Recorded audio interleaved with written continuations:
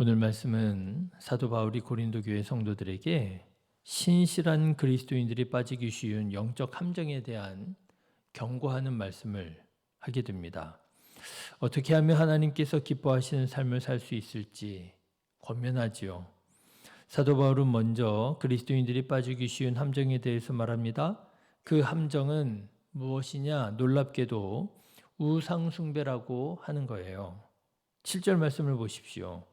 그들 가운데에 어떤 사람들과 같이 너희는 우상 숭배하는 자가 되지 말라. 기록된 바 백성이 앉아서 먹고 마시며 일어나서 뛰논다 함과 같으니라. 여러분, 우상 숭배라니요, 하나님을 믿는 그리스도인들이 설마 우상 숭배하겠습니까? 그렇죠? 그런데 바울은 나름 영적으로 지적으로 부족함이 없다고 하는 고린도 교회 성도들에게 우상 숭배에 빠지지 말라고 권면하고 있는 거예요. 물론 바울이 말하는 우상 숭배란 다른 신을 섬기는 우상 숭배가 아닙니다. 여기에서 바울이 말하는 우상 숭배란 다름 아닌 자기 자신을 섬기는 우상 숭배예요.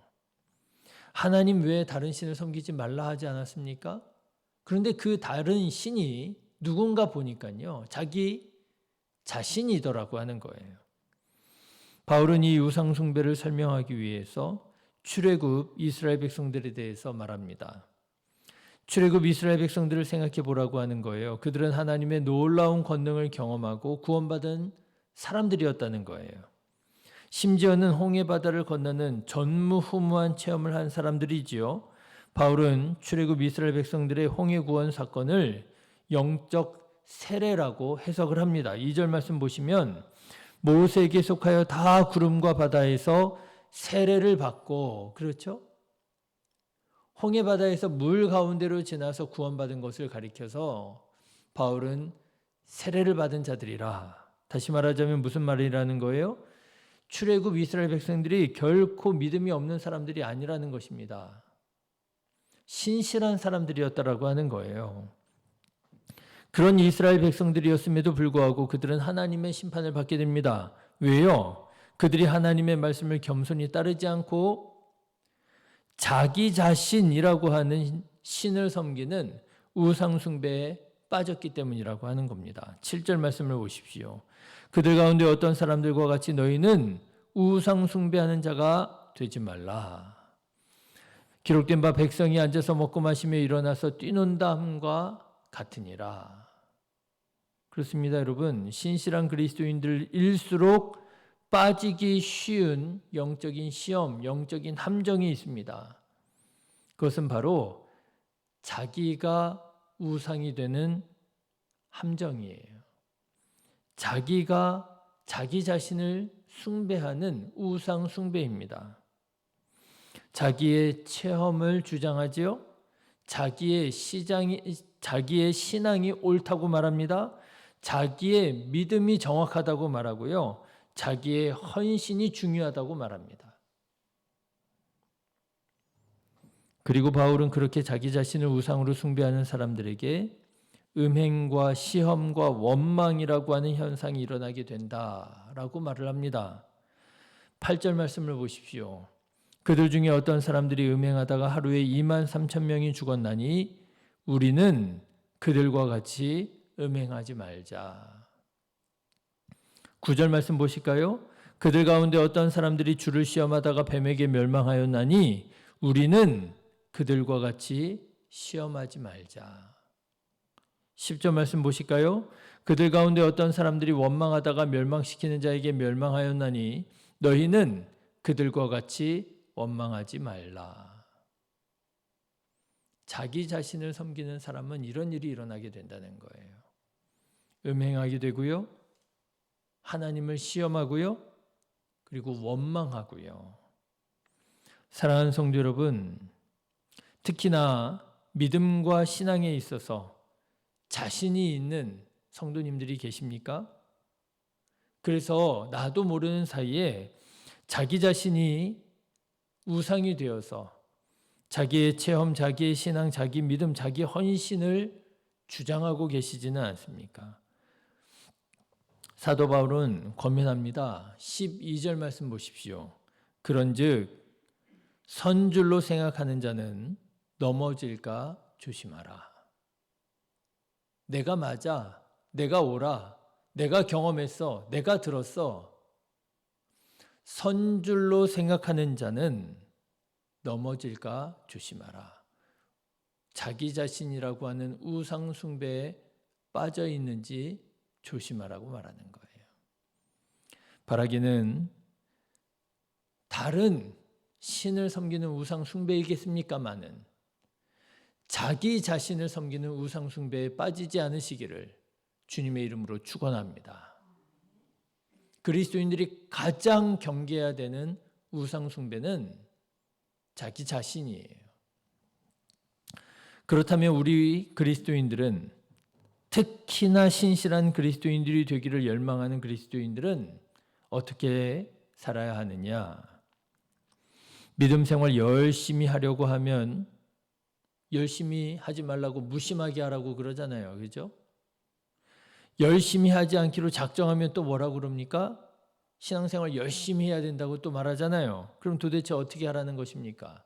열심히 하면 열심히 일을 해서 문제가 생기니까 열심히 하지 말라고 무심하게 하라고 하고, 좀 관심 갖지 않고 좀 거리를 두고 그러면은 열심히 식었다고 열심히 하라고 또 얘기를 하고, 어떻게 하란 말입니까? 바울은 한마디로 이렇게 말합니다. 31절 말씀을 한번 같이 읽어보실까요? 31절입니다. 같이 읽겠습니다. 그런즉 너희가 먹든지 마시든지 무엇을 하든지 다 하나님의 영광을 위하여 하라. 하나님의 영광을 위하여 하래요. 먹든지 마시든지, 아니요, 안 먹든지 안 마시든지 하나님의 영광을 위해서 하라는 거예요. 여러분, 열심도 아닙니다. 열심히 했으니까 정답입니까? 아닙니다. 아무리 열심히 해도 틀린 건 틀린 거예요. 무심도 아닙니다. 나 그럼 이제부터 안 해. 뭐 좀 열심히 일하려고 그랬더니 문제 생기고 상처를 받고 오해가 생기고, 나 그럼 이제부터 안 해. 그게 낫겠어. 그것도 아닙니다. 무심도 아닙니다. 그리스도인들은 어떻게 해야 되느냐? 먹든지 마시든지 하나님의 영광을 위하여 해야 되는 것입니다. 하나님의 영광이 기준이고요. 하나님의 영광이 목적인 거예요. 23절의 말씀도 보실까요? 23절 같이 읽어보실까요? 모든 것이 가하나 모든 것이 유익한 것은 아니요, 모든 것이 가하나 모든 것이 덕을 세우는 것은 아니니라. 다 해도 돼. 그것도 아니라는 거예요. 그건 절대로 하지 마. 그것도 아니라는 거예요. 다 할 수 있다라고 하는 거예요. 그런데 다 한다고 하나님께서 영광을 받으시는 게 아니고요. 안 할 수도 있다는 거예요. 근데 안 한다고 해서 그게 덕을 세우는 것도 아니라는 거예요. 아무리 아름다워 보이는 열심이라도 하나님의 영광을 가리우는 것이라고 하면 하지 말아야 되는 것이고요. 아무리 그럴듯해 보이는 무심이라고 할지라도 하나님의 영광을 가리우는 것이라면 해야 되는 것이고요. 우리 그리스도인들의 삶의 방식은 그 열심과 무심 사이에 언제나 늘 분별하면서 무엇이 하나님께서 기뻐하시는 일인가, 무엇이 하나님께 영광이 될 일인가, 하나님의 영광을 위해서라면 할 수도 있고 하지 말아야 할 수도 있다라고 하는 것이지요. 다시 먹는 것 문제로 들어가 볼까요? 우상에게 바쳐진 제물, 우상에게 바쳐진 고기 먹어도 됩니까? 먹으면 안 됩니까? 이것이 오늘 우리에게는 아무것도 아닌 일인 것처럼 보일는지 몰라도 2000년 전 고린도 교회 성도들에게는 이것이 정말 큰 문제였다라고 하는 거예요. 어쩌면 그랬을는지도 모릅니다. 고린도 교회의 가장 대표적인 문제가 무슨 문제였습니까? 너희 가운데 분쟁이 있다는 것이라, 그거잖아요. 나는 바울에게, 나는 베드로에게, 나는 아볼로에게, 나는 그리스도에게 적어도 4개의 분파로 나눠져서 분쟁하고요. 그 중에서도 가장 대표적인 분파는 어떤 분파였다고요? 바울과 아볼로파라고요. 그런데 어쩌면 그랬을는지도 모르겠습니다. 유대인이요, 예수님의 수제자인 베드로를 따르는 베드로파 사람들은 우상에게 바쳐진 고기 먹지 않는 것이 경건한 신앙생활이라고 주장했던지 모르겠습니다. 또 어쩌면은요, 유대인이기는 하지만 이방인의 사도로 고린도 교회를 개척한 바울을 따르는 바울파 사람들은 먹어도 아무런 문제 없다고, 오히려 먹을 수 있는 믿음이 더 좋은 믿음이라고 주장했을는지 모릅니다. 그래서 이 먹는 문제 가지고 어떻게 된 거예요? 교회가 싸우는 거예요. 서로 내가 옳다고, 네가 틀렸다고 서로 분쟁하는 거예요. 네, 보기에 따라서 먹지 않는 것이 경건한 신앙생활처럼 보이기도 합니다. 그렇죠? 왜 그렇잖아요. 우리가 이렇게 하다 보면은요, 나는 그거 안 해. 나는 그거 할 수 있지만 나 안 해. 뭐 이렇게 뭔가 안 하는 사람을 보면 경건하고 거룩해 보이잖아요. 그런데 또 반대로 먹는 것이 믿음이 좋은 신앙인 것처럼 보일 수도 있습니다. 그렇잖아요. 믿음으로 하면 되는 건데 뭘 그런 걸 가지고 율법적으로 따지느냐고. 그러면서 거침없이 자유롭게 신앙생활하는 거 보면 어때요? 저 믿음도 또 좋은 믿음인 것 같아요. 하나님이 얼마나 좋으신 하나님이시냐고. 하나님께서 나에게 모든 자유를 허락해 주셨고 나는 믿음 안에서 모든 거 할 수 있다고. 그렇게 말하면 또 좋은 믿음인 것처럼 보이잖아요. 여러분, 그런 겁니다. 보기에 따라서 달라지는 거예요. 해석하는 거에 따라서, 말하는 거에 따라서 달라지는 거예요. 안 한다고 해서 그게 다 경건하고 거룩한 거 아니고요. 한다고 해서 또 그게 다 믿음이 좋은 게 아니더라고요. 그런 거 보고 신앙생활 하다가 실망할 때 얼마나 많아요. 그죠? 그래서 바울은 말하는 겁니다. 너희가 먹든지 마시든지 그 먹느냐 안 먹느냐 마시느냐 안 마시느냐 그런 행동은 별로 중요한 거 아니라는 거예요. 먹든지 마시든지 무엇을 하든지 그저 무엇을 위해서요?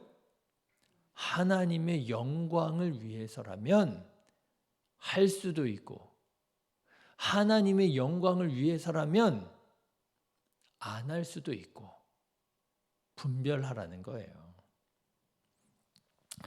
그래서 바울은 또 말합니다. 먹는다고 또는 먹지 않는다고 좋은 믿음 되는 것이 아니라고. 다만 나는 먹을 수 있는 믿음과 권리가 있지만 내가 먹는 것을 보고 실족하는 사람이 있다면 나는 먹지 않겠다고. 말할 수 있고 또 말해야 되는 거예요. 사도 바울처럼. 우리 그리스도인들이 모든 성도님들이 이렇게 사도 바울처럼 말할 수 있어야 되는 거예요. 나 먹을 수 있어. 그런데 하나님의 영광을 위해서라면 나 안 먹을 거야. 그리고 사도 바울은 고린도 교회 성도들에게 권면하는 거예요. 27절과 28절의 말씀을 한번 보십시오. 불신자 중에 누가 너희를 청할 때에 너희가 가고자 하거든 너희 앞에 차려놓은 것은 무엇이든지 양심을 위하여 묻지 말고 먹으라. 하나님을 믿지 않은 사람이 초대를 했어요. 그래서 그 집에 가서 밥을 먹게 됐는데 그 집 사람이 고기를 내놨네요. 이 고린도 교회 성도님이 이게 찜찜한 거예요. 이거 혹시 우상에게 바쳐졌던 그 고기 아니야? 의심이 되는 거예요. 그럴 수 있잖아요. 그런데 그때 사도 바울은 뭐라고 말하느냐? 뭐라고요? 물어보고, 그렇죠? 이거 우상에게 바쳐진 고기였던 거야? 아닌 거야? 물어보고 만약에 이거 우상에게 바쳐진 고기 맞아. 그러면 먹지 말고 그러라는 겁니까? 아니잖아요. 사도 바울은 말하는 겁니다. 묻지 말고 그냥 먹으라고. 그거 먹었느냐 안 먹었느냐 그거 그렇게 중요한 거 아니라고. 그냥 묻지 말고 먹으라고. 그런데 28절 말씀 보십시오. 누가 너희에게 이것이 재물이라 말하거든 알게 한 자와 그 양심을 위하여 먹지 말라. 그런데 만약에 그거 우상에게 바쳐진 고기인데 라고 말을 하면 그러면 먹지 말라는 거예요. 아 그래? 그러면 나 안 먹어. 왜요? 그거 먹으면 부정타니까요? 그거 먹으면 하나님께서 영광을 안 받으시니까요? 아니요. 그걸 먹었을 때 믿음 약한 사람이 저 사람이 우상에게 바쳐진 고기를 먹네? 어떻게 된 거지? 하고 시험 들까 봐요. 교회에 거치는 것이 될까 봐 그러면 안 먹겠다고 먹지 말라라고 하는 거예요. 먹느냐 먹지 않느냐 별로 중요한 거 아니라는 거예요. 중요한 것은 뭐라고요? 하나님의 영광이요. 교회의 덕이라고요. 여러분, 여러분의 믿음, 여러분의 신앙의 기준은 어디에 있습니까? 복음에 있습니까? 예수 그리스도의 십자가에 있습니까? 하나님의 영광에 있습니까? 우리 신앙의 기준은 복음이잖아요. 예수님의 십자가고 하나님의 영광이잖아요. 그런데 여러분 혹시 우리가 생각은 그렇게 생각하고 그렇게 신앙생활하고 있다고 하지만 혹시라도 여러분 내 삶의 신앙생활의 기준이 여러분 자신에게 있지는 않습니까? 복음과 십자가와 하나님의 영광이라고 말은 하지만 실제로는 자기 체험, 자기 신앙, 자기 믿음, 자기 헌신을 기준으로 삼아서 나도 모르는 사이에 교회 안에서 파당을 짓고 분쟁을 일으키고 교회에 거치는 사람이 되고 있지는 않습니까? 나도 모르는 사이에 우상숭배의 함정에 빠져 있지는 않습니까? 여러분, 다시금 내 삶의 주인이 내가 아니라 하나님이라고 하는 믿음의 고백이 있으시기를 주님의 이름으로 축원합니다. 성경 말씀을 보십시오.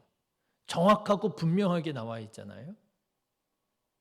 그런데 왜 내 자신을 주장합니까?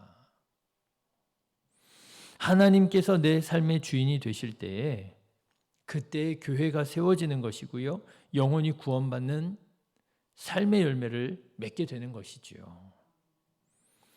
여러분 32절과 33절의 말씀 우리 같이 읽으면서 오늘 말씀을 마무리하고자 합니다. 32절, 33절 같이 읽어보실까요?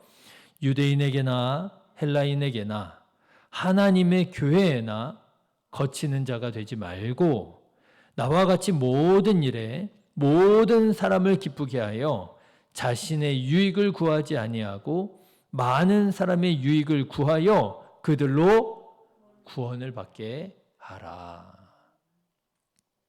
이렇게 하나님께 영광 돌려드리고 영혼을 구원하고 교회를 세우는 저와 여러분 되시기를 주님의 이름으로 축원합니다. 기도하겠습니다.